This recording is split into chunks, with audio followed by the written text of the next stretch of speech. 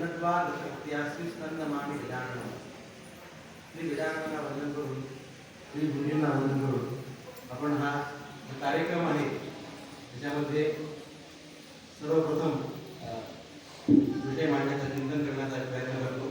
मागच्या वर्षी सुद्धा असा कार्यक्रम झाला होता. त्यामध्ये गणपतीचं परब्रह्म स्वरूप याच्याविषयी आपण चिंतन केलं होतं. त्यानंतर हा विषय कसा निवडला याच्यामध्ये सांगायचं म्हणजे नंतर आमची चर्चा झाली. राजवंशाचं असं म्हणणं आलं की ब्रह्मणस्पती किंवा गणपती यांचा उल्लेख थेट असा वेदांमध्ये किंवा याच्यामध्ये असा आढळून आलेला नाही किंवा आपल्याला दिसत नाही. येतो ना. हा म्हणजे वेदांमध्ये गणपती हा एक 2-3 मंत्रांनी आलेला आहे, परंतु ब्रह्मणस्पती आणि गणपती हे कसे एक आहेत हे या ठिकाणी आपण सिद्ध करतो. हे उल्लेख असा आला होता की इंद्रच आपण मानतो. तर याच्याविषयी आता काय बोलता येईल, तर सर्वप्रथम आपण काही मंत्र बघूया की त्यामध्ये बृहस्पती, ब्रह्मणस्पती आणि गणपती आणि इंद्र 4 एक कसे आहे. हा बरोबर हे असे उल्लेख आले. बरोबर, कारण ब्रह्मणस्पती सूत्रामध्ये बृहस्पती देवता एक मंत्र पण आहे. बृहस्पती आधी तरी वाहताचा आलेला आहे. हा हो चालेल. तर आणि एक कोणाला काही प्रश्न विचारायचे असेल तर ते प्रश्न पण आपण विचारू शकतो. नाही असं नाही, मराठीत आपण विचारू शकतो. नाही असं नाही. तर सर्वप्रथम आपल्याला सर्वांना माहिती आहे, ज्यांना वेदांबद्दल काही माहित नाही किंवा अशा लोकांना सुद्धा हा मंत्र माहिती आहे. गणानान्त्वा गणपती भवामहे. गुरुजी आपल्याकडे कार्यक्रमाला आले की हा पहिला मंत्र हाच म्हणतात आणि पुढे कार्यक्रम सुरू करतात. तर ऋग्वेदामध्ये किंवा कृष्णयजुर्वेदामध्ये सुद्धा हा मंत्र गेलेला आहे. त्याच्यामध्ये गणपतीचा थेट असा उल्लेख आहे, गणानान्त्वा गणपती भवामहे. आणि त्याच मंत्राच्या शेवटी ब्रह्मणस्पती असं सुद्धा मंत्र आहे. गणानान्त्वा गणपती भवामहे तविंगवीनामुपमश्रयवस्तुम ज्येष्ठराजं ब्रह्मणां ब्रह्मणस्पत आन शृण्वन् नोतिभिः सीदसादनम् हा मंत्र आहे.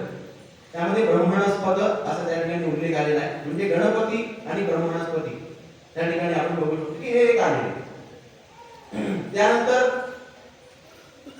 गणपती फक्त रुद्रामध्ये त्या ठिकाणी अपवाद असा येतो की रुद्राला सुद्धा शंकराला सुद्धा गणपती नमो गणेभ्यो गणपतीभ्यश्च वो नमो पुन्हा असा एक मंत्र जातो. त्या ठिकाणी सुद्धा गणपती रुद्राला सुद्धा म्हणले. परंतु नंतर इतर देवांना गणपती वगैरे असं म्हणलं असं कुठल्या स्तोत्रांमध्ये जे नंतर जी स्तोत्र रचना झाली त्यामध्ये गणपती असं कोणाला दुसऱ्यांना म्हणले, कोणत्या देवतेला म्हणले असं तर बघायला मिळालेलं नाही. दुसरा एक मंत्र आपण यजुर्वेदातला घेतला तर गणानान्त्वा गणपती भवामहे प्रियानान्त्वा प्रियपती भवामहे निधीनान्त्वा निधीपती भवामहे असा मंत्र जातो यजुर्वेदामध्ये, शुक्ल यजुर्वेदामध्ये. तर त्यामध्ये सुद्धा निधीपती हे जे विशेषण जे आहे ते गणपतीला अनुसरून आहे. तर हे असं एक त्यामध्ये गणपतीचे आपण हे घेऊया.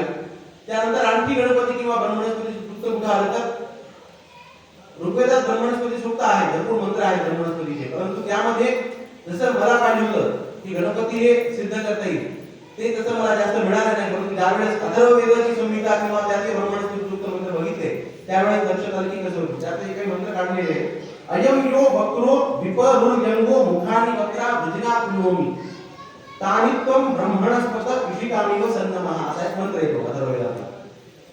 तर ह्याच्यामध्ये अयम यो वक्रो विपरुर्यंगो म्हणजे आणि मुखानि वक्रा, जसा मुख वक्र आहे, वक्रतुंड आपण गणपतीला म्हणतो, मुखानि वक्रा भजना प्रणोमी असे काही मंत्र जातात. जसा अंग मोठा आहे, शरीर मोठा आहे असं वर्णन त्या ठिकाणी हे गणपतीचं या अथर्ववेदाच्या माध्यमातून ब्रह्मणस्पती आणि गणपती हे कसे सारखे आहेत हे पण सुद्धा बघायला मिळतं. त्यानंतर अजून एक अथर्ववेदाचा दुसरा मंत्र आहे यो दंतौ ब्रह्मणस्पते शिवौ जातवेदः. गणपतीला 2 दात आपण बघतो सगळ्यांना, एक अर्ध नंतर तो पुराणामध्ये नंतर तो विषय येतो की एक दात कसा सगळं आहे. परंतु यो दंतौ म्हणून त्या ठिकाणी 2 दंतांचं वर्णन आणि 2 दातावाला म्हणजे दाताचा देव आपण बघत असतो तर गणपतीला असते. दुसरा कोणता देव तर आपल्याला त्या ठिकाणी दुसरा बघायला मिळत नाही असा अथर्ववेदामध्ये उल्लेख आला. त्यानंतर तैत्तरीय संहितेमध्ये सुद्धा ब्राह्मण ग्रंथामध्ये ब्रह्मणस्पती इष्टी असे एक सांगितले. तर ब्रह्मणस्पती युक्तीमध्ये एक मंत्र सुद्धा आहे, ब्राह्मणस्पत्यम एकादशकपालम निर्वपेत, असं एक मंत्र जातं. आणि त्याचं फल काय, तर गणवंतम करोती, असं त्याचं फल सांगितलेलं त्या युक्तीचं वगैरे काय असेल. तर गणवंतम करोती, गण तो आपल्याला गणवंत करतो. गणवंत करतो म्हणजे आपली भरभराट करतो, प्रजेने असेल, समूहाने असेल, म्हणून त्याला गणवंतम करोती असे